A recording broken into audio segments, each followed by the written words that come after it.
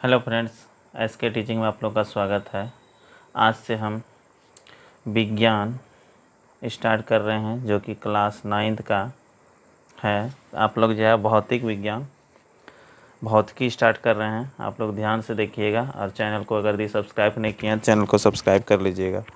देखिए, पहले हम लोग जो है विज्ञान जानते हैं। विज्ञान जो है किसे कहते हैं, विज्ञान के बारे में देखिए, यहाँ पर परिभाषा लिखा हुआ है। विज्ञान पूछेगा कोई भी, विज्ञान किसे कहते हैं, तो यहाँ पर देखिए सावधानी पूर्वक और क्या लिखा है, क्रमबद्ध तरीके से किए गए प्रयोगों एवं परीक्षणों द्वारा प्राप्त ज्ञान को ही क्या कहते हैं, विज्ञान कहते हैं।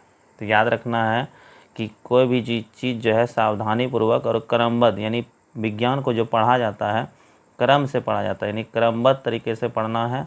इसी में प्रयोग और परीक्षण भी किया जाता है, यानी एक्सपेरिमेंट भी किया जाता है, तो उसी को क्या कहते हैं, विज्ञान। तो याद रखना है भौतिक विज्ञान, पहला क्या है, भौतिक विज्ञान की 2 शाखाएं हैं। पूछेगा भौतिक यानी विज्ञान की, यहाँ विज्ञान की कितनी शाखाएं हैं, 2। पहला हुआ भौतिक विज्ञान और दूसरा है जीव विज्ञान। तो याद रखना है विज्ञान की कितनी शाखाएं हैं, 2। पहला कौन सा हो गया, भौतिक विज्ञान, और दूसरा है जीव विज्ञान। भौतिक विज्ञान का संबंध निर्जीव पदार्थों से। याद रखना है भौतिक विज्ञान में जो हम लोग अध्ययन करेंगे वो कौन सा पदार्थ, निर्जीव पदार्थों के बारे में, ठीक है, और उनसे संबंधित घटनाओं से अध्ययन करेंगे, ठीक है। और जबकि जीव विज्ञान में जो है हम लोग जो है सजीव पदार्थों का अध्ययन करेंगे और उनसे संबंधित घटनाओं के बारे में अध्ययन करेंगे। तो याद रखना आप लोग को कि सावधान, विज्ञान पूछेगा कोई परिभाषा, क्या बोलिएगा, सावधानी पूर्वक और क्रमबद्ध तरीके से किए गए प्रयोगों एवं परीक्षणों द्वारा प्राप्त ज्ञान को ही विज्ञान कहते हैं। विज्ञान की 2 शाखाएं हैं, पहला कौन सा हुआ, भौतिक विज्ञान, और दूसरा हुआ जीव विज्ञान। तो भौतिक विज्ञान का संबंध जो है निर्जीव पदार्थ है, यानी भौतिक विज्ञान में हम लोग कौन सा पदार्थ के बारे में जानेंगे, निर्जीव पदार्थों के बारे में जानेंगे, याद रखना है, ठीक है। और जीव विज्ञान में जो है याद रखना हम लोग किसके बारे में, सजीव पदार्थों का अध्ययन करेंगे, इसको दिमाग में रखना है, ठीक है। तो इस तरह से हम लोग क्लियर करेंगे। अगला देखिए भौतिक विज्ञान, फिर जो है भौतिक विज्ञान जो है, यहाँ पर जो भौतिक विज्ञान था इसकी 2 शाखाएँ हैं, ठीक है। भौतिक विज्ञान की कितना शाखाएं, 2। पहला हो गया भौतिकी और दूसरा हुआ रसायन शास्त्र, याद रखना है। पहला कौन हो गया, भौतिकी, और दूसरा है रसायन शास्त्र, ठीक है। फिर जीव विज्ञान जो था उसकी भी 2 शाखाएं हैं। कौन कौन हो गया, एक हो गया पेड़ पौधों से संबंधित अध्ययन करेंगे, वनस्पति विज्ञान जिसको कहते हैं, और दूसरा है जीव विज्ञान, जीव जंतु के संबंधित प्राणी विज्ञान, यानी जिसको कहते हैं जंतु विज्ञान, यानी जूलॉजी कहते हैं, और दूसरा हुआ बोटनी, ठीक है। इसके बारे में समझिएगा। तो यहाँ पर जीव विज्ञान भौतिक विज्ञान को कितना शाखा, 2, भौतिकी और रसायन शास्त्र, और जीव विज्ञान के भी 2, एक हो गया वनस्पति विज्ञान और दूसरा है प्राणी विज्ञान, यानी बोटनी और जूलॉजी। फिजिक्स और दूसरा केमिस्ट्री था यहाँ पर। इसको देखिए अच्छे से हम यहाँ पर लिखे हैं, तो अच्छे से आप लोग समझ जाइए। देखिए हम लिखे हैं कैसे, तो यहाँ पर परिभाषा जानिए रहे हैं, देखिए कैसे लिखे हैं। विज्ञान की 2 शाखा, एक हो गया भौतिक विज्ञान और दूसरा हो गया जीव विज्ञान, ठीक है। इसमें क्या बोले, निर्जीव पदार्थों का अध्ययन करेंगे, और यहाँ पर जो है किसके बारे में, सजीव पदार्थों का। इसमें जो है किस पदार्थों का, सजीव पदार्थों का अध्ययन करेंगे, ठीक है। और उसी प्रकार से यहाँ पर देखिए भौतिक विज्ञान जो है इसकी 2 शाखाएं, पहला हो गया भौतिकी और दूसरा क्या हो गया, रसायन शास्त्र, ठीक है। और यहाँ भौतिकी में जो है किसी पदार्थ के बाहरी बनावट एवं संरचना का अध्ययन करते हैं, याद रखना है, ठीक है। और यहाँ पर केमिस्ट्री में जो है, यानी केमिस्ट्री में किसी पदार्थ के आंतरिक बनावट एवं संरचना का अध्ययन करते हैं, ठीक है। याद हो जाएगा, अच्छे से याद कर लीजिएगा। अब देखिए सजीव पदार्थों के बारे में, यानी कि किस में, जीव विज्ञान में अध्ययन करते हैं। और याद रखना जीव विज्ञान शब्द जो है पूछेगा किसने दिया था, लेमार्क एवं ट्रिविरेनस ने दिया था, ठीक है। इसके बारे में इंटर में देखिएगा दिया है, तो याद रखना है। अब यहाँ पर देखिए जीव विज्ञान के पिता पूछेगा कौन है, तो अरस्तु, कौन है, अरस्तु है, याद रखना है। तो यहाँ पर देखिए आगे देखिए यहाँ पर लिख दिए हैं, यानी जीव विज्ञान को इसकी कितना शाखा, 2, एक हुआ जंतु विज्ञान, इसी को बोलते हैं प्राणी विज्ञान, और दूसरा है वनस्पति विज्ञान। वनस्पति मतलब पेड़ पौधा के बारे में अध्ययन करेंगे। यहाँ पर जीव जंतु का अध्ययन करेंगे किस में, जंतु विज्ञान में, और वनस्पति विज्ञान में किसके बारे में, पेड़ पौधों के बारे में अध्ययन करेंगे, ठीक है। तो अब यहाँ पर थोड़ा सा हम और अच्छे से डिटेल से इसमें लिख दिए हैं, आप लोग समझ सकते हैं। भौतिक विज्ञान यानी भौतिकी यानी फिजिक्स के जनक पूछेगा कौन है, तो याद रखना न्यूटन को कहते हैं, किसको, न्यूटन के। और भौतिकी यानी फिजिक्स के कहेगा आधुनिक जनक कौन है, अल्बर्ट आइंस्टीन, कौन है, अल्बर्ट आइंस्टीन। उसी तरह रसायन शास्त्र यानी केमिस्ट्री के जनक लेवोजियर कहते हैं, या फिर इसी को बोलते हैं लेवाइजर कहते हैं। और जंतु विज्ञान, सॉरी इसी को बोलते हैं जंतु विज्ञान यानी जूलॉजी के जनक याद रखना अरस्तु को कहते हैं। किसको कहते हैं? अरस्तु को। अब वनस्पति विज्ञान यानी पेड़ पौधा का यानी इसके बारे में जानते हैं, यानी बोटनी के जनक कौन है? थियोफ्रेस्टस। तो यहाँ तक आप लोग क्लियर कर ले होंगे, इसको अच्छे से देखिएगा। अब देखिए यहाँ पर बुक में आगे देखिए, यहाँ पर आगे देखिए बुक में क्या लिखा है। किसी वैज्ञानिक के काम करने के तरीके अर्थात वैज्ञानिक विधि के 5 मुख्य घटनाएं हैं। कितना अंग है? 5। किसी वैज्ञानिक के काम करने के तरीके वैज्ञानिक विधि कितना है? 5। पहला है घटनाओं का सावधानीपूर्वक किया गया परीक्षण, ऑब्जर्वेशन पहला हुआ, ठीक है। और दूसरा है संभावित कारणों का अनुमान लगाना। तीसरा हुआ परीक्षणों और प्रयोगों द्वारा उन कारणों की जांच करना। यहाँ पर जो है हम लोग जांच भी करते हैं। पहला सावधानीपूर्वक करेंगे कोई भी परीक्षण, ऑब्जर्वेशन। इसके बाद क्या करेंगे? संभावित कारकों का अनुमान लगाएंगे, ठीक है। इसके बाद फिर क्या करेंगे? प्रयोग और कारणों की जांच करेंगे। इसके बाद जांच के आधार पर किसी निष्कर्ष पर पहुंचना, यानी इसके बाद निष्कर्ष निकालेंगे उसका, ठीक है। इसके बाद फिर आवश्यकता अनुसार सोच के परिवर्तन करना, ठीक है। इस तरह से 5 गो विधि हुआ। अब वैज्ञानिक किसी एक राष्ट्र या किसी एक काल के नहीं, क्या कहता है? नहीं, यहाँ पर ध्यान दीजिएगा, कहता है नहीं होते हैं, वे समस्त मानव जाति के होते हैं। यानी वैज्ञानिक जो है किसी एक राष्ट्र मतलब देश का नहीं होता है, वो पूरा मतलब पृथ्वी में जितना भी देश है सब देश का होता है वैज्ञानिक, याद रखना। विज्ञान एवं निरंतर चलने वाली मानवीय प्रक्रिया महान वैज्ञानिक अल्बर्ट आइंस्टीन, देखिए यहाँ पर लिखा हुआ है अल्बर्ट आइंस्टीन ने कितना कठिन कहा था। देखिए उसके बारे में लिखा है अल्बर्ट आइंस्टीन ने क्या कहा है। इसने क्या कहता है? इस बात को हमेशा याद रखना है कि जो अद्भुत बातें तुम अपने विद्यालय में सीखते हो वे संसार के सारे देशों में कई पीढ़ियों द्वारा उत्साहपूर्वक किए गए हैं, ठीक है। यानी जितना भी हम लोग सीखे हैं, जो भी प्रयोग करते हैं, प्रयोग सब चीज़ किया हुआ है उत्साहपूर्वक। प्रयास और अनवरत परिश्रम का ही फल है। यह सब कुछ तुम्हारे हाथों में विरासत के रूप में दिया गया है। इसे स्वीकार करो, इसे मान दो, इसमें वृद्धि करो और एक दिन इसे तुम भी अपनी अगली पीढ़ी को निष्ठापूर्वक सौंप जाओ। यानी कि विज्ञान के बारे में बताया है कौन? अल्बर्ट आइंस्टीन ने। अब देखिए मापन के बारे में पढ़ेंगे। कौन इसके बारे में? मापन, यानी इसको कहते हैं मेजरमेंट। इंग्लिश में क्या बोलता है? मेजरमेंट पर आधारित। किसी भी राशि की माप के लिए कुछ मानक मापों की आवश्यकता होती है। उसी मानक मापों को क्या कहते हैं? मात्रक कहते हैं। किसी भी राशि को मापने के लिए हमको जो राशि की आवश्यकता होती है उसी को क्या कहते हैं? मात्रक कहते हैं, यानी यूनिट। यानी कोई भी राशि, यानी कोई भी चीज़ हम लोग मापते हैं तो उसके लिए हमको राशि की आवश्यकता होगी, यानी उसी को क्या कहते हैं? मात्रक, यानी यूनिट कहते हैं। किसी राशि का परिमाण उसके मात्रक के तुलना करते ज्ञात किया जाता है। उदाहरण के लिए जब हम यह कहते हैं कि किसी टेबल की लंबाई 2 मीटर है तो उसका अर्थ यह है कि 2 मीटर स्केल को एक सीधे सिरे से सिरा जोड़ कर रखने पर वे टेबल की लंबाई तुल्य होते हैं, ठीक है। टेबल की लंबाई का परिमाण 2 मीटर, यानी 2 और गुना 1 मीटर, ठीक है। यहाँ पर इसी प्रकार किसी राशि के याद रखना है, किसी राशि के परिमाण के पूर्ण विवरण के लिए निम्नलिखित 2 बातें याद रखना है। पहला हुआ मात्रक और दूसरा संख्यात्मक मान, ठीक है। याद रखना है कोई भी राशि को लिखने के लिए हम लोगों को 2 चीज़ों की आवश्यकता होती है। इंपॉर्टेंट बात है, इसको अच्छे से याद रखना है। किसी भी राशि को व्यक्त करने के लिए हमको कितनी चीज़ों की आवश्यकता होती है? 2 चीज़ें। पहला हुआ मात्रक और दूसरा हुआ संख्या, ठीक है। तो उसको याद रखना आप लोग को। अगला है भौतिक राशि। अगला किसके बारे में पढ़ेंगे? भौतिक राशि, बहुत इंपॉर्टेंट है। भौतिक राशि यानी भौतिकी, फिजिक्स के नियमों को जिन पदों में व्यक्त किया जाता है उसे भौतिक राशि कहते हैं। जैसे लंबाई, द्रव्यमान, समय, बल, ऊर्जा, वेग, ये भौतिक राशि है। देखिए इसको अभी आप लोग को नहीं समझ में आएगा। देखिए हम यहाँ पर अच्छे से लिखे हैं उसको, ठीक है। आप लोग अच्छे से इसको देखिएगा, समझ में आ जाएगा बढ़िया से। देखिए क्या लिखे हैं यहाँ पर भौतिक राशि के बारे में। भौतिक राशि जिस राशि को मापा जा सके उसे भौतिक राशि, इसको अच्छे से सरल भाषा में लिखे हैं उसी चीज़ को। यहाँ पर क्या कहता है? जिस राशि को भौतिक राशि किसको कहेंगे? जिस राशि को मापा जा सके उसे भौतिक राशि कहते हैं। किसी भी भौतिक राशि को लिखने के लिए 2 चीज़ों की आवश्यकता पड़ती है, यानी ज़रूरत पड़ती है। पहला हुआ मान और दूसरा मान के साथ मात्रक। इंपॉर्टेंट है, याद रखना है। किसी भी राशि को लिखने के लिए हमको 2 चीज़ों की आवश्यकता हुआ, पहला मान और दूसरा मान के साथ कौन चीज़? मात्रक चाहिए।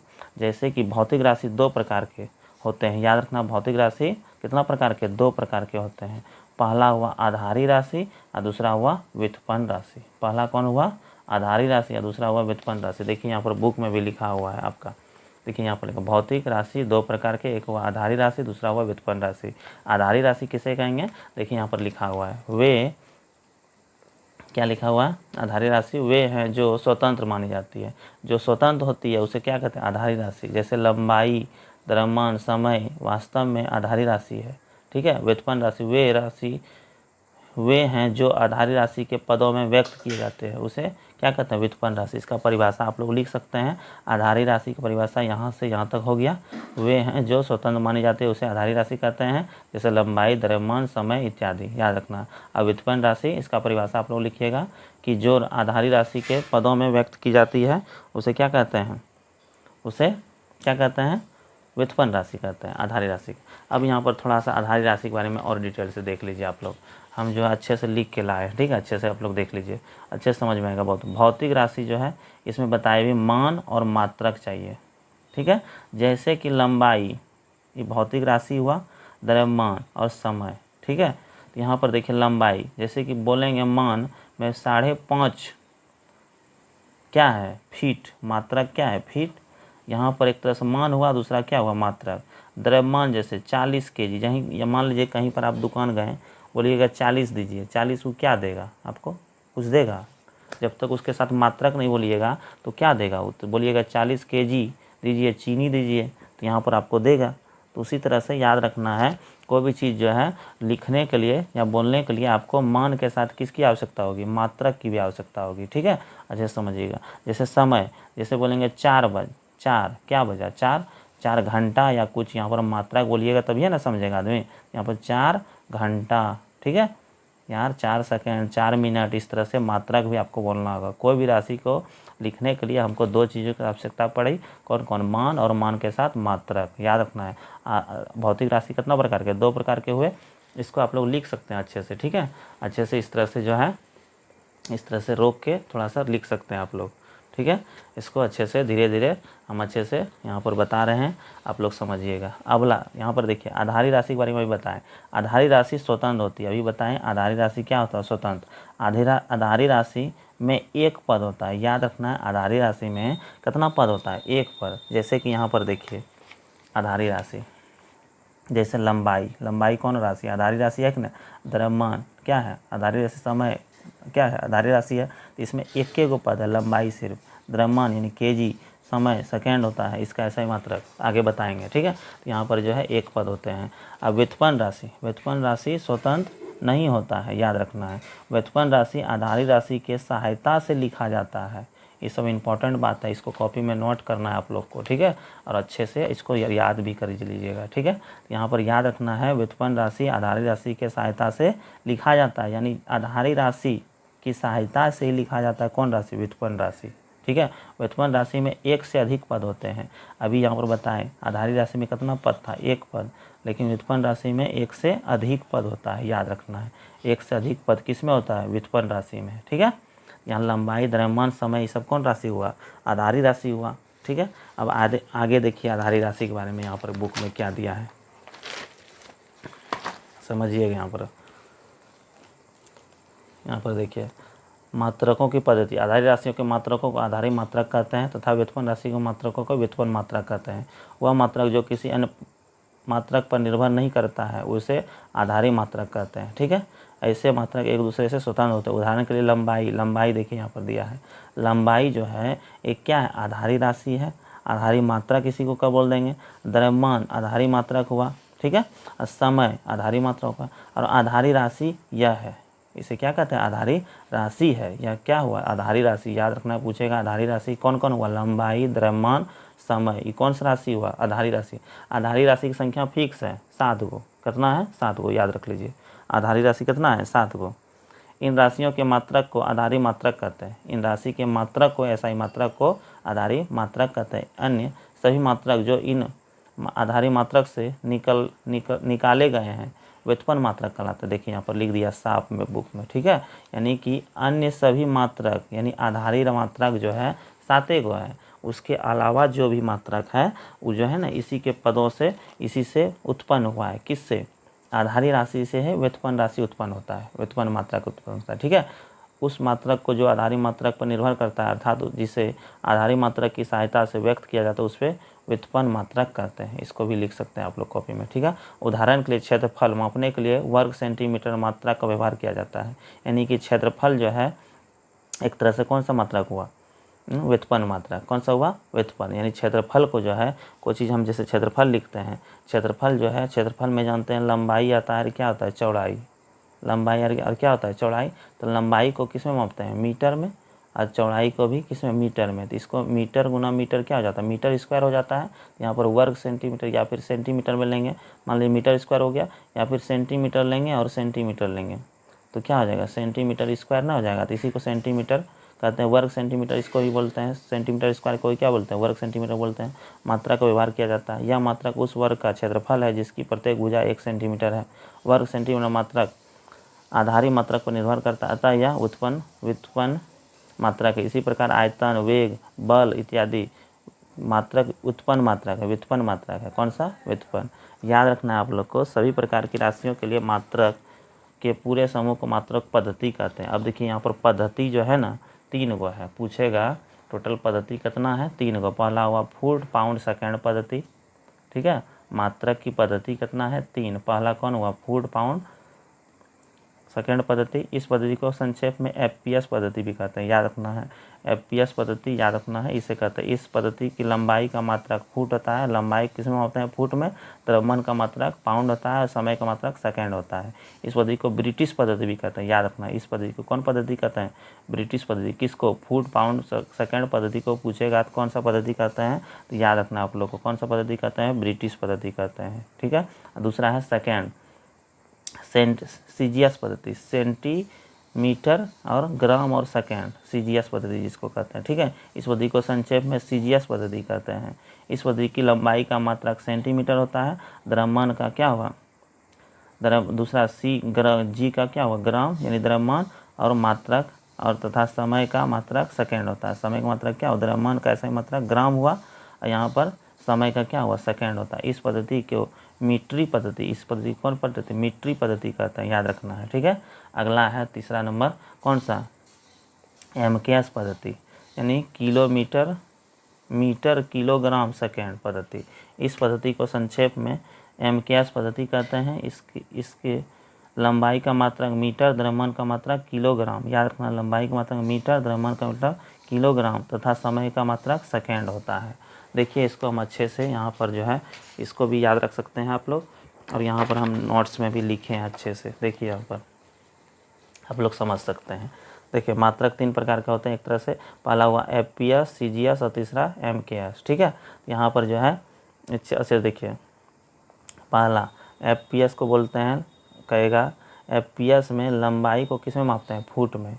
एफपीएस में पूछेगा द्रव्यमान को किस में मापते हैं, पाउंड में। एफपीएस में समय को किस में मापते हैं, सेकेंड में। इसको याद रखना है। ठीक है, एफपीएस पद्धति में याद रखना, लंबाई को फुट में मापा जाता है, अब द्रव्यमान को पाउंड में और समय को सेकंड में मापा जाता है। इसी को ब्रिटिश पद्धति भी कहते हैं। अभी यहाँ पर बताए थे कौन सा पद्धति, ब्रिटिश पद्धति कहते हैं। ठीक है, इसके बाद फिर अगला देखिए, यहाँ पर अगला तीसरा नंबर क्या है, यहाँ पर सीजीएस, यानी कि सीजीएस पद्धति में लंबाई को सेंटीमीटर में मापते हैं, द्रव्यमान को ग्राम में मापते हैं, समय को सेकंड में मापते हैं। और अगला कौन सा पद्धति है, एमकेएस पद्धति। अगला कौन है, एमकेएस पद्धति, यानी कि लंबाई को मीटर में मापते हैं, और यहाँ पर द्रव्यमान को किस में मापते हैं, केजी में, और समय को सेकंड में मापते हैं। इस तरह से याद रख सकते हैं आप लोग। ठीक है, इस तरह से। अब आगे देखिए, यहाँ पर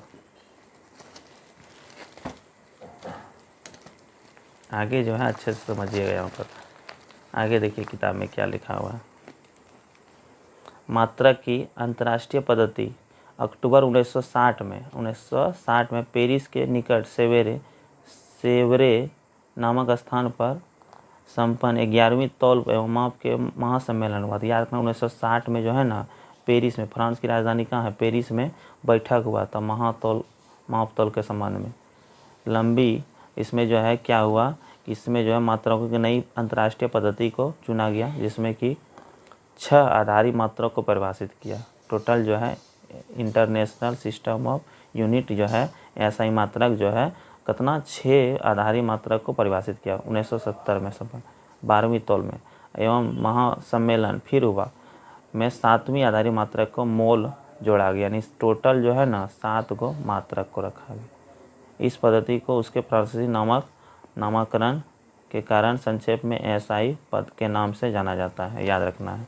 अगला, इस पद्धति को ज्यामिति के 2 राशि समतल कोण और दूसरा घन कोण जो भौतिक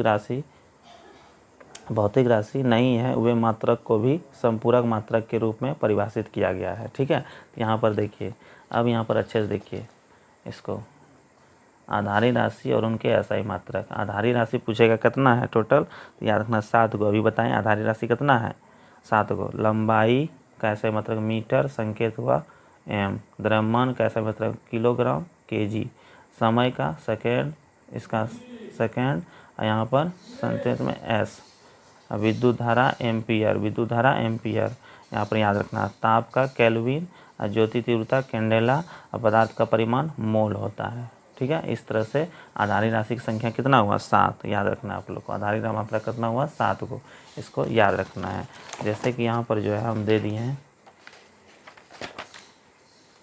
यहाँ पर लिखे हैं, इस तरह से आप लोग याद, आधारी राशि की संख्या 7 है, यहाँ पर लिख दिए हैं। आधारी राशि यहाँ पर जो है लंबाई का एसआई मात्रक मीटर, संकेत में एम। द्रव्यमान का किलोग्राम, इसका क्या हुआ केजी। समय का सेकेंड, इसका संकेत हुआ एस। विद्युत धारा एम्पियर। ए तापमान या ताप बोलिए केल्विन होता है इसका एसआई मात्रक, और इसका क्या बोलते हैं संकेत के। ज्योति तीव्रता कैंडेला, अब पदार्थ का परिमाण मोल होता है। ठीक है, एम मोल, इसको याद रखना है। ठीक है, इस तरह से हम लोग जो है अब यहाँ पर मात्रक के बारे में जान गए हैं। अगला जो है 2 गो मात्रक और बच गया है, आप लोग अच्छे से देखिए इसको भी। जैसे कि यहाँ पर संपूरक, यहाँ पर देखिए संपूरक राशि और उनके एसआई मात्रक। संपूरक राशि पूछेगा क्या गो है, 2 गो। संपूरक राशि कितना है, 2। एक समतल कोण, दूसरा है घन कोण। समतल कोण और घन कोण। समतल कोण का ऐसा मतलब रेडियन होता है, और घन कोण का स्टेरेडियन। घन कोण का स्टेरेडियन। समतल कोण रेडियन, घन कोण स्टेरेडियन। इसका संकेत RAD, इसका SR होता है, इसको याद रखना है। ठीक है, इस तरह से जो है आज हम लोग जो है इतना, आज इस वीडियो में इतना ही रहने देते हैं। मिलते हैं नेक्स्ट वीडियो में। अगर दी आप लोग अच्छे से इसको वीडियो को देखिएगा और चैनल को सब्सक्राइब नहीं है, चैनल को सब्सक्राइब कर लीजिएगा। जय हिंद।